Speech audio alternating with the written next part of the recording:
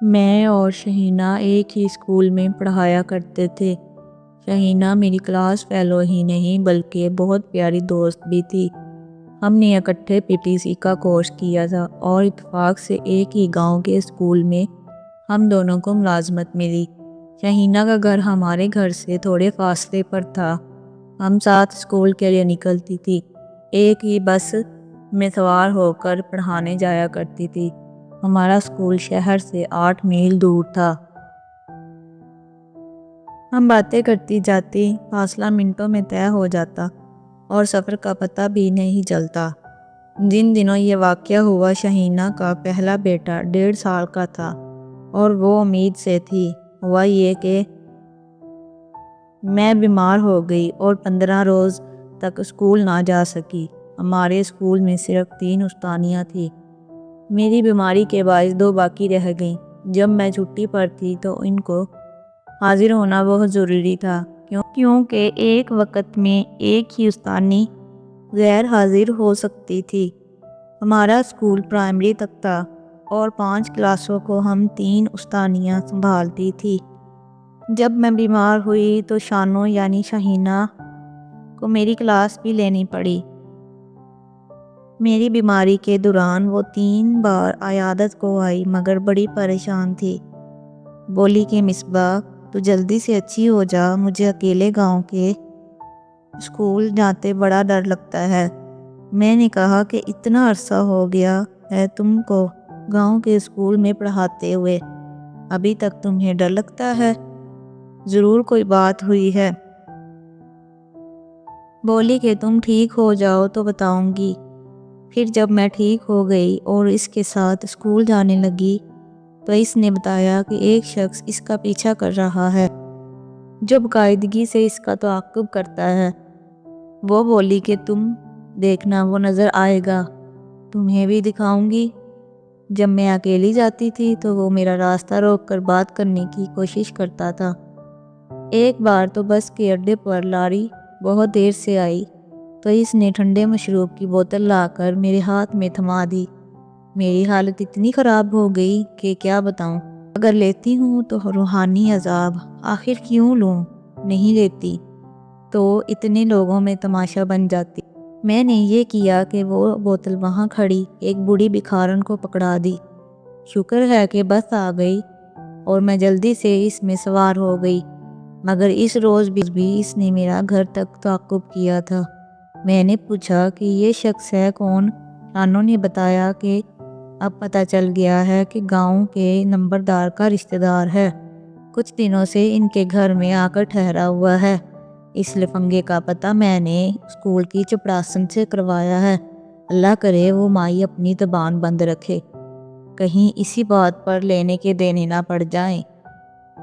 اب ہم پھر سے 2 ہو گئی تھی تو شانو کی پریشانی کچھ کم ہو گئی۔ اس کی ڈھارس بندی۔ میں نے بھی تسلی دی کہ گھبراؤ نہیں، وہ تمہارا بال بھی باقا نہ کر سکے گا، دیکھنا تو صحیح کیسے مل کر اسے جوتے لگائیں گے۔ شانو اس بات سے اتنی پریشان نہیں تھی کہ کوئی اس کا پیچھا کر رہا ہے، بلکہ اس بات سے پریشان تھی کہ کہیں اس کے شوہر کو اس بات کی خبر نہ ہو جائے، کیونکہ طارق بہت شکی مزاج تھا۔ یقیناً وہ اس سے باز پرس کرنے سے پہلے ہی کوئی انتہائی قدم اٹھا لیتا۔ بیچاری طارق سے بہت ڈرتی تھی۔ اس روز دوپہر کا 1 بجا تھا۔ ہم دونوں لاری اڈے پر کھڑی بس کا انتظار کر رہی تھی۔ بس روز 1:45 پر آ جاتی تھی، مگر آج نہ جانے کیا وجہ تھی کہ بس آتی نظر نہ آ رہی تھی۔ وہ 15 منٹ بھی ہمیں بھاری لگ رہے تھے۔ شانو بے چینی سے کھڑی دیکھ رہی تھی، کیونکہ اس کی امی صبح اس کا بیٹا اپنے گھر لے جاتی تھی اور پھر اس کے گھر آنے سے ذرا پہلے بچے کو لے کر شانو کے گھر آ جاتی تھی۔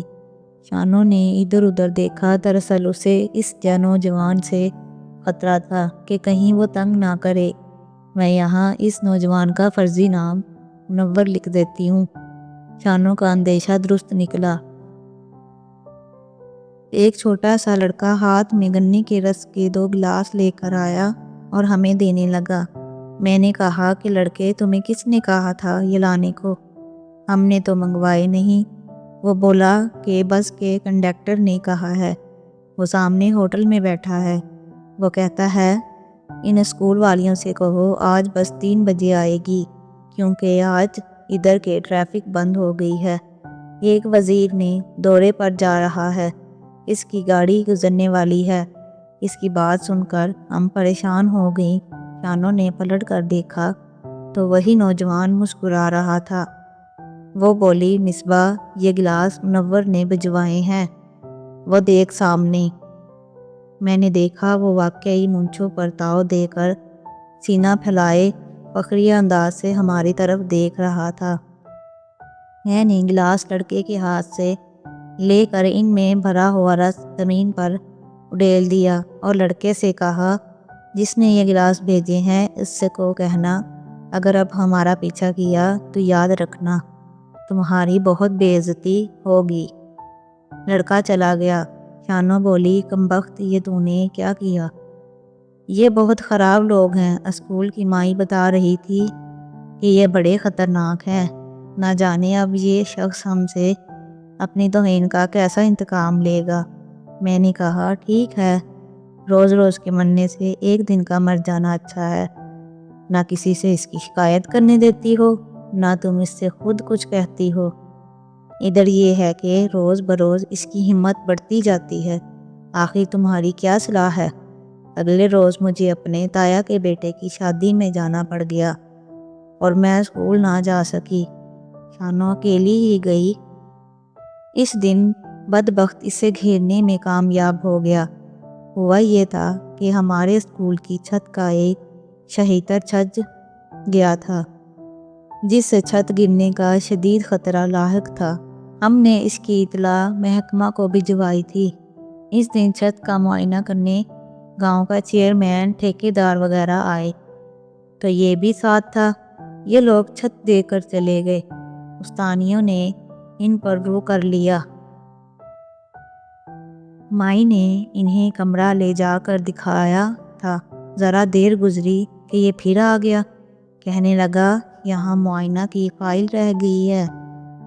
فائل وغیرہ کوئی نہیں تھی۔ بولا، استانی جی سے پوچھو، انہوں نے اٹھائی ہوگی۔ شانو بیچاری سمجھی نہیں کہ کون شخص ہوگا۔ جب اس نے ڈیوٹی پر آ کر بات کی تو یہ بولا، آپ شاہینہ بی بی ہیں؟ آپ سے ایک ضروری بات کرنی ہے۔ پھر اس نے مائی سے کہا، اماں تم چیئرمین کے گھر سے فائل لے آؤ۔ مائی چلی گئی۔ اب اسے بات کرنے کا موقع ملا۔ کہنے لگا، شاہینہ، میں نے تمہاری ایک جھلک دیکھی تھی اور تمہارا دیوانہ ہو چکا ہوں۔ اگر مجھے ٹھکراؤ گی تو اچھا نہ ہوگا۔ میں بہت مسرور شوق والا آدمی ہوں۔ شاہینہ نے کہا، تم جو بھی ہو مجھے کیا، میں ایک شریف عورت ہوں، شادی شدہ ہوں، ایک بچے کی ماں ہوں۔ اللہ کے واسطے میرا پیچھا چھوڑ دو، نہیں تو میں نوکری چھوڑ دوں گی۔ اس نے کہا، یاد رکھنا تبادلہ تو میں تمہارا یہاں سے ہونے نہیں دوں گا، لیکن جس دن تم نے یہ نوکری چھوڑی تو میں تمہارے گھر آ جاؤں گا۔ پھر پتہ ہے کیا ہوگا؟ کیا ہوگا؟ اس نے لفافہ آگے بڑھا کر کہا، جو ہوگا اس میں لکھ دیا ہے، یہ لو پڑھ لینا۔ شاہینہ نے بھی جرأت سے کام لیا۔ اس نے لفافہ پھاڑ کر دروازے سے باہر پھینک دیا جہاں وہ کھڑا تھا اور بولی، جو ہوگا دیکھا جائے گا، مگر اب تم جاؤ یہاں سے۔ اس کے بعد شاہینہ نے بیماری کا بہانہ کر کے چھٹی لے لی۔ وہ شوہر سے کہتی تھی مجھے نوکری نہیں کرنی، مگر ڈر کے مارے یہ نہیں کہتی تھی کہ میں نے چھٹی کیوں لی ہے۔ میں نے شاہینہ سے بہت کہا، تم مجھے طارق بھائی سے بات کرنے دو، میں ان کو سمجھاؤں گی کہ تمہارا اس میں کوئی قصور نہیں، وہی کمبخت تمہارے پیچھے پڑا ہوا ہے۔ مگر وہ نہ مانی، کہتی تھی، مصباح تجھ کو نہیں معلوم طارق کیا ہے، یہ یا تو جان دے آئے گا یا کسی کی جان لے آئے گا اور پھانسی چڑھ جائے گا۔ میں اس کے مزاج سے ڈرتی ہوں۔ ہم نے اگر اسے یہ بات بتا دی تو جھگڑا لازمی ہے۔ پھر مجھے شانو نے بتایا کہ چھٹی ختم ہونے والی ہے اور اب وہ استعفیٰ دے دے گی۔ کیونکہ آگے چل کے یوں بھی 2 بچوں کی ماں بن جائے گی تو پھر 2 کو سنبھالنا مشکل ہوگا۔ امی نے ایک بچہ پال دیا ہے، اب دوسرا نہیں پالے گی۔ یہ شام کا وقت تھا، طارق گھر پر نہ تھا۔ ایک لڑکا گھر آیا اور خط دے کر چلا گیا۔ خط منور کا تھا، لکھا ہوا تھا، میں بھی دن کا پکا آدمی ہوں، تمہیں بھولا نہیں ہوں۔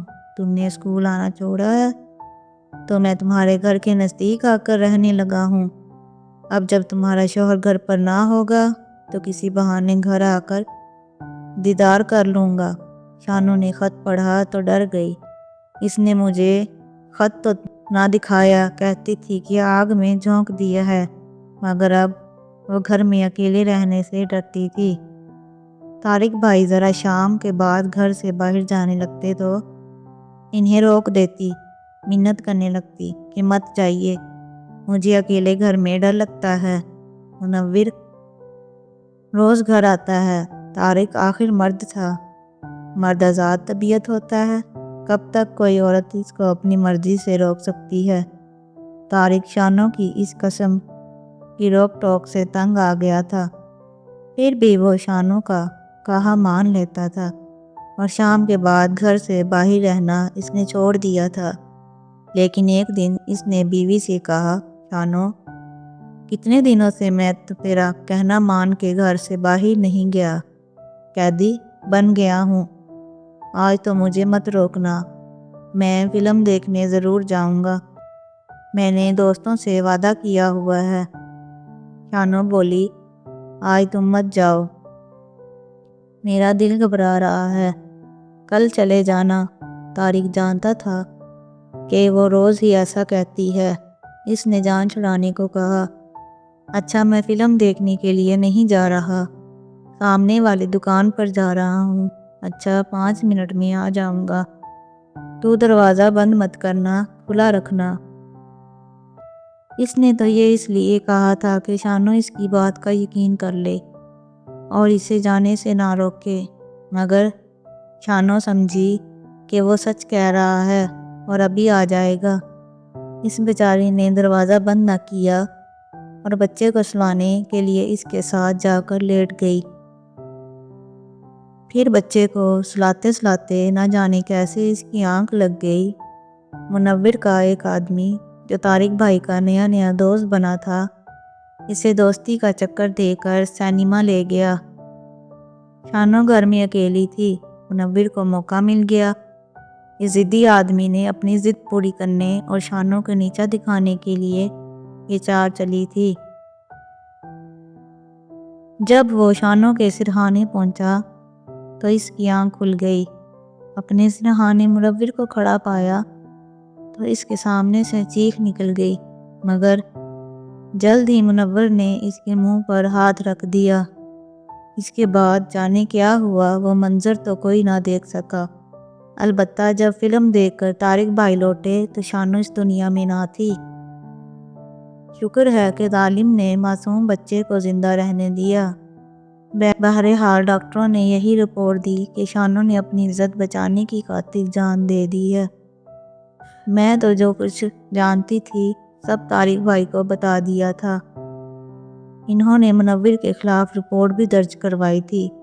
شانو کے جسم پر چاقو کے گہرے زخم تھے، اس نے بڑی بہادری سے لڑتے لڑتے جان دی تھی۔ منور کچھ عرصہ حوالات میں رہا، پھر عدم ثبوت کی بنا پر سزا سے بچ گیا، اس دنیا میں اپنے جرم کی سزا سے چھوٹ گیا، مگر مجھے یقین ہے کہ وہ اگلے جہاں میں نہیں چھوٹ پائے گا۔ کاش میں اس کے خلاف گواہی دے سکتی تو شاید اس کو سزا ہو بھی جاتی، مگر میں اپنے گھر والوں کی وجہ سے مجبور تھی۔ آج بھی شانو کا زخم دل میں ہرا ہے اور ہمیشہ ہرا ہی رہے گا۔